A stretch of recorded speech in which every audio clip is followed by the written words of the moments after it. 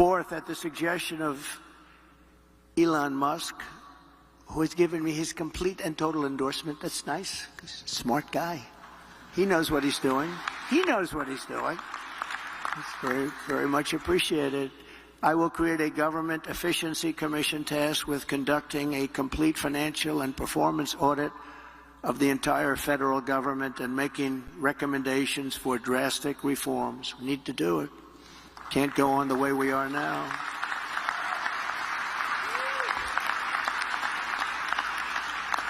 And Elon, because he's not very busy, has agreed to head that task force. Be interesting. If he has the time, that'd be a good one to do it. We're learning that Coinbase has been getting in on the merging of the two much-hyped technologies, reporting its first AI crypto transaction last week. I want to start off by asking you why executing a transaction like this was important for Coinbase. What was the goal exactly? Yeah. So first of all, what I'll say is AI and crypto is one of the hottest things in the industry and maybe even in the world right now. And I think there are a few reasons why crypto is such a great ecosystem for AI. One is that you're allowed to program it. So you can say, if this, then this happens, which is a really powerful primitive for AI. Another big part of it is that you can set limits for AI. And the third part of it is that AI often can't open a bank account. So crypto is a really, really great primitive for them. So what I just say is first, we think crypto is going to be the financial ecosystem and financial platform for AI. Then what gets really interesting is we started with AI and it was humans interacting with AIs. And so you can imagine a world where people are paying AI. You can also see a world where AIs are paying people. For example, you need to talk to 20 people to make an answer and summarize that down for a question that you got. This could be really great examples. This is what's happened so far in the past. But going forward, we're also seeing new types of behavior. So behavior like this is like Skyfire is a platform that's building AI agents. They can basically allow these AI agents to be able to talk to each other. So one AI agent may be super specialized. It may be a web crawler. It's looking at certain detailed information on the web, and then it's converting that and sending that to another AI agent that needs it. So the really powerful part about this is you have two AI agents. They need to communicate with each other, and then they need to pay for the information that one is sending to the other. And crypto is a really powerful platform for that. In an article shared on X on Friday, Coinbase CEO Brian Armstrong announced that the platform's first AI to AI crypto transaction is an important step to AIs getting useful work done. He noted that while AI agents cannot get bank accounts like you mentioned, they can get crypto wallets and can now use USDC on the L2 blockchain network developed by Coinbase called Base to transact with humans, merchants, and other AI agents. Can you take us through how this transaction worked exactly and if we can expect to see more AI crypto transactions now? Yeah, I think we'll absolutely see many, many more crypto and AI transactions. And in this specific example, we've been working and talking to Skyfire, which is a company that basically makes financial platforms for AI agents. And so what they had was they had two different AI agents. They needed to be able to, one was doing a very specialized set of things, which was crawling the web, and it needed to talk to someone else that needed that information from the web crawling. And so these AI agents were able to interact with each other, transact crypto between each other. The funny part about all this is that what they're transacting for is tokens, which is the raw information of what web crawling is able to create. What did this AI crypto transaction reveal? And now that it's out in the open, are you seeing demand for transactions like this? We're seeing a ton of demand for different AI transactions connected to crypto. And actually, we've already had builder grants that we have on Coinbase Developer Platform that we have many different parties applying for to be able to try different interactions with crypto and AI. We also have example demo apps. So if you want to go to aiwalletsdemo.com, we have an example where you can hook up a crypto wallet into your AI bot. But we think that, as I mentioned earlier, we think there are three different types of use cases, which is that humans are paying AIs, and that's one way in which you can use crypto. AI agents need to be able to pay people to do certain micro tasks or tasks for them as they get summary. So as an example, I need to be able to summarize down the feedback of 100 different people. I could go reach out to them. Each of those 100 people as an AI agent, I could pay them all in crypto, and then I could summarize that back to the original question that I got. And lastly is this crypto to crypto example, which is that one crypto agent is very, very specialized in one set of tasks, but it needs other information. And so we think that this is just going to keep growing, and probably all three of those have a tremendous amount of growth ahead of them. And we know the Cryptoteacher's birthday is on the 7th and the smartest people are born on the 7th. Guys, don't hate me, but y'all know the incident that we had yesterday. And we know it happened on 9/4, which is 13. And then we had 9 people injured, 4 dead, which is 13. And something told me to look up the address of the school, and the address is 940. Drop the 0 is 13. Guys, something just ain't right. I had to sing on this one, guys. Shout out to Keith Sweat. Let's get into this video. Welcome to the Crypto Teacher.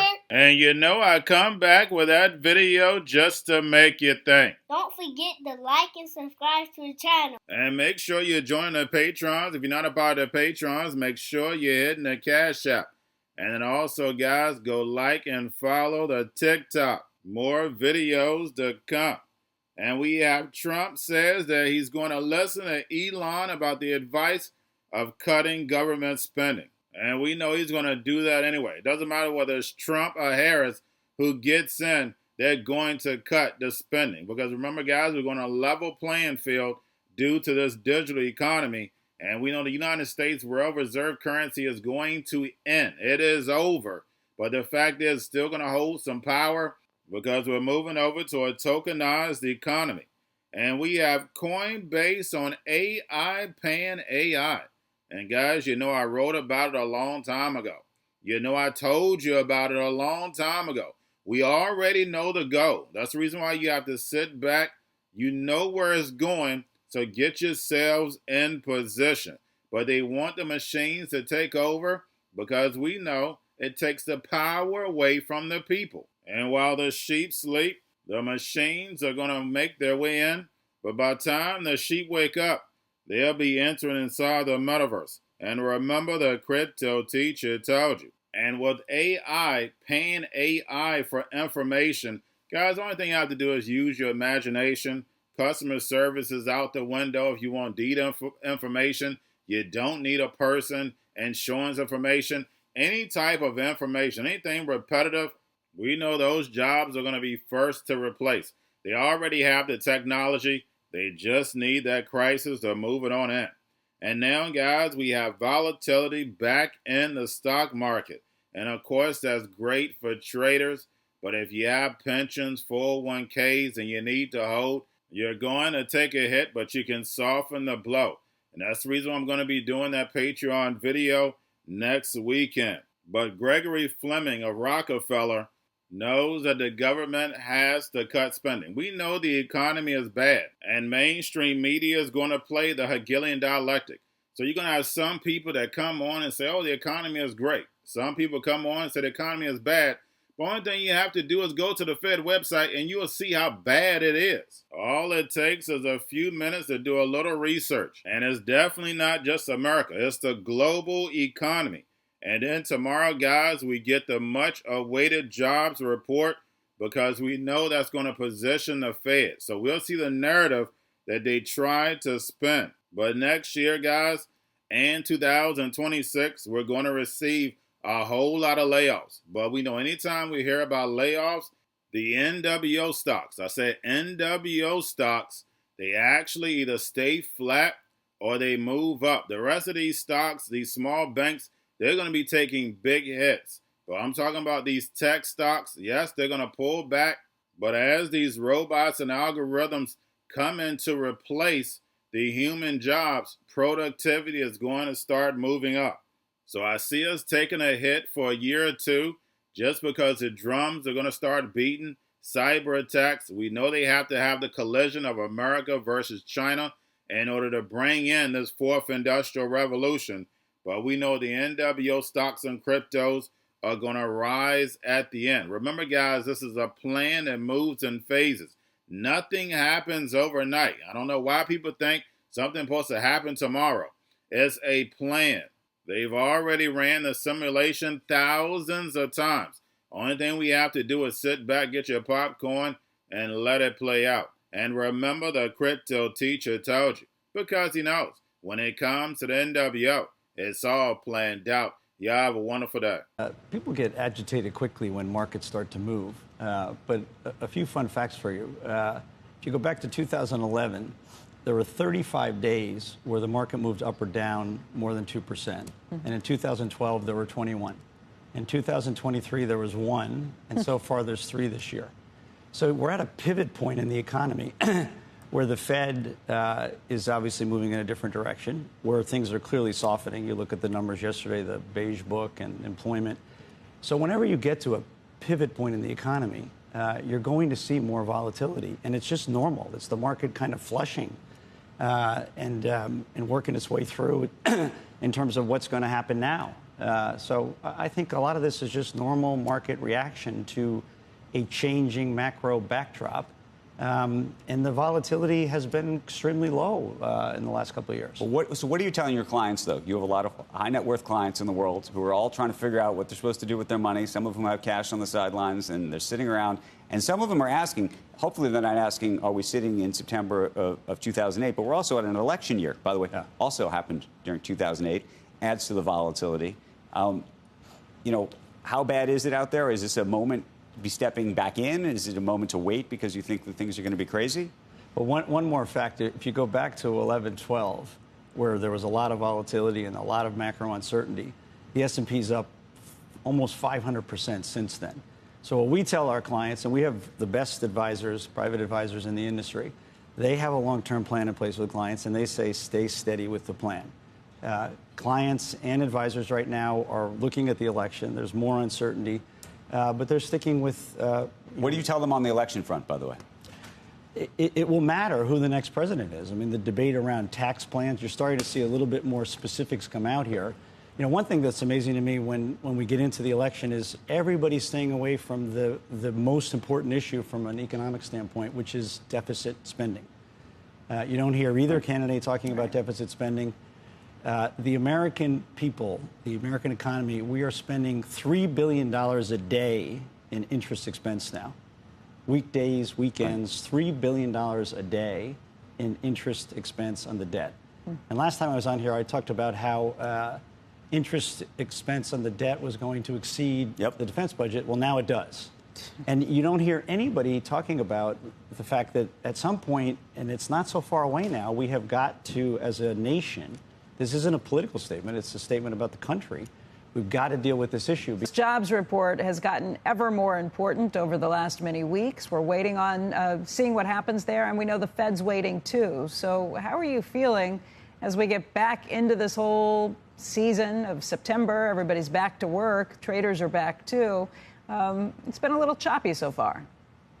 Oh, sure, it has been, Becky. I think investors have surrendered to seasonality in the first 2 trading days of the month, and I think there's going to be a lot more volatility until the end of October, which historically has been the case. All sizes, styles, and sectors within the S&P have posted average declines going back to 1992. But I think in terms of employment data, we probably will end up being favorably surprised with today's ADP report, with the jobless claims, and also with the payroll numbers on Friday. I think we'll find that a lot of the weakness in July was weather-related.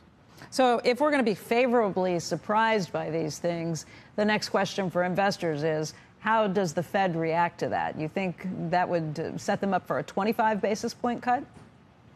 I think that it will be setting them up for a 25 basis point cut. That's our expectation for a total of 3 cuts of 25 basis points each for this year, and then 4 more cuts next year. Our feeling is that, you know, if you look back to Fed rate history, that only twice has the Fed cut initially by 50 basis points, and that was in 2001 and 2007. So I think investors will probably end up feeling that the Fed knows something we don't if they cut by 50 basis points this time as well.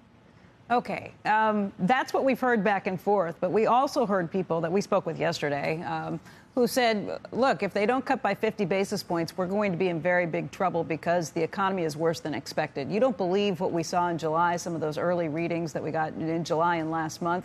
You think that this is really a much stronger economy than some of those negative naysayers are thinking? Yes, we do. We actually raised our GDP forecast for this year and next. Was 2.7 for this year, now 2.8. Was 2.1 for 2025, now 2.2. Our feeling is that while the economy will be slowing next year relative to this year, that we will still be on course for a soft landing. Going to a different economy, and we're going to be learning more about that as we go. But clearly, we're learning that things can be done from remote locations. We're learning that technology can replace people even more than we thought.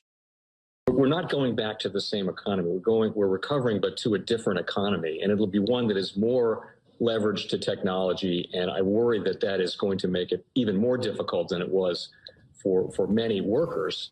In Silicon Valley, and my friends who work in technology know that what we did to the manufacturing workers, we are now going to do to the retail workers, the call center workers, the fast food workers, the truck drivers, and then even bookkeepers, accountants, insurance agents, lawyers, and on through the economy.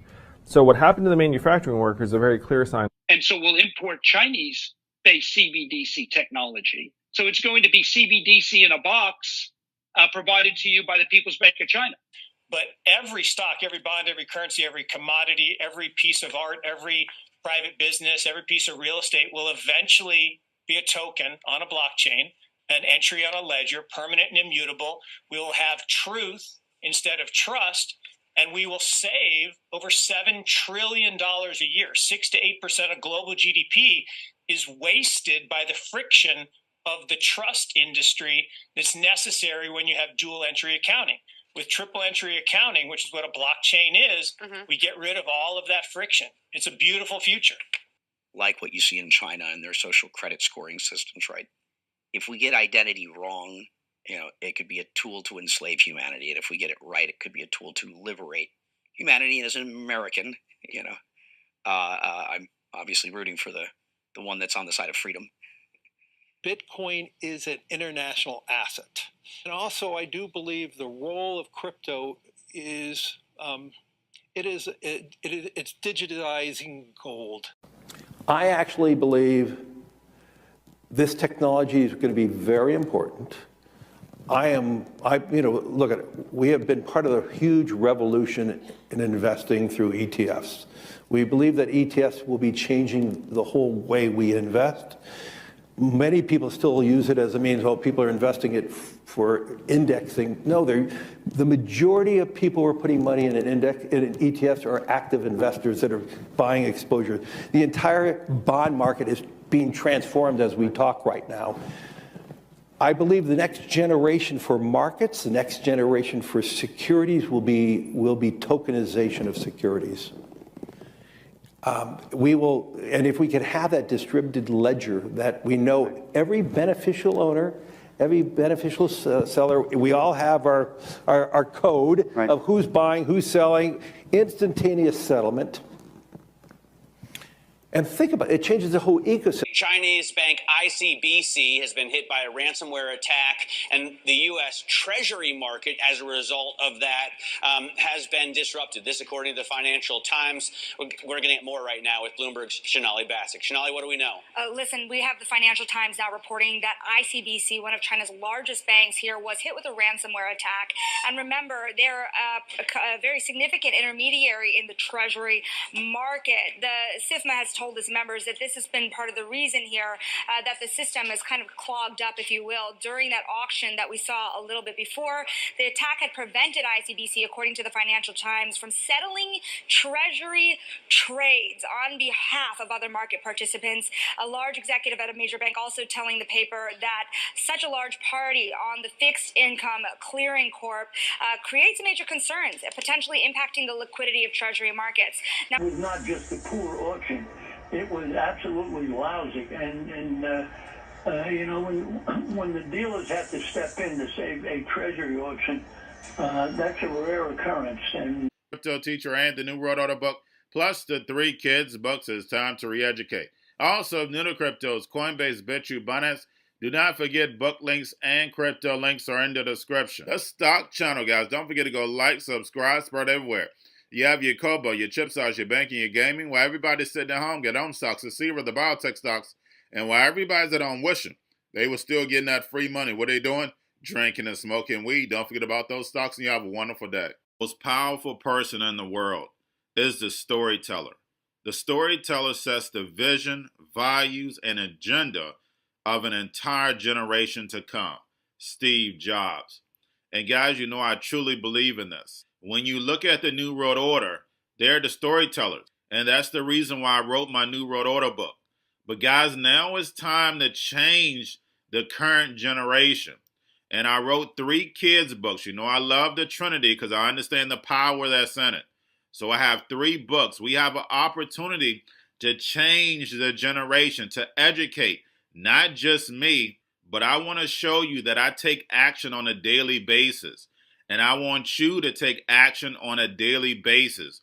Whether it's your job, whether it's in your community, we have an opportunity right now to educate the masses. I posted this on my Twitter account. Please share, but this is a short clip of the 3 books. There's going to be a clothing line and action figures. Please get these books for your kids, nephews, cousins, friends, so therefore we can start the re-education now.